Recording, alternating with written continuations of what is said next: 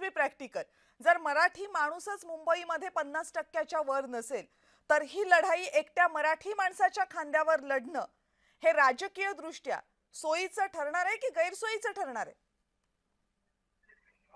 कविताजी, सगळ्यात सर्वप्रथम तर मी तुम्हाला धन्यवाद देतो, कारण की तुम्ही सुरुवातच या कार्यक्रमाची ठाकरे हा महाराष्ट्रातला ब्रँड आहे असं तुम्ही बोललात, तर तुमचा धन्यवाद. 5 जुलै 2025 रोजी एक साथ दिली की आम्ही एकत्र आहोत, आम्ही एकत्र आलोय एकत्र राहण्यासाठी. आणि आज 24 डिसेंबर 2025 रोजी राजसाहेब म्हणाले की कोणत्याही वादापेक्षा आणि भांडणापेक्षा महाराष्ट्र मोठा आहे. याचा अर्थ काय आहे की दोन्ही भाऊ एकत्र आलेत हे महाराष्ट्रासाठी आणि महाराष्ट्रातील जनतेसाठी. आता राहिला वाद आपला मराठी अमराठी हा, तर मराठी हा आमचा मूळ मुद्दा आहेच.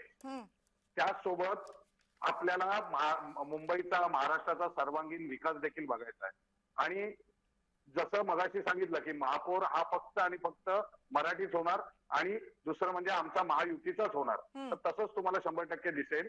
आणि जसं मगाशी फडणवीस साहेब म्हणाले की काही फरक पडणार नाही, पण तुम्हाला एक सांगू इच्छितो, आज मंत्रालयामध्ये कॅबिनेट होती आणि ती कॅबिनेट आहे ना यांनी लवकर संपवली आणि टीव्ही बघायला बसले. तुम्हाला सांगतो ना, गेल्या 6 महिन्यापासून या लोकांची झोप उडालेली आहे, यांच्या पायाखालची जमीन निसटलेली आहे.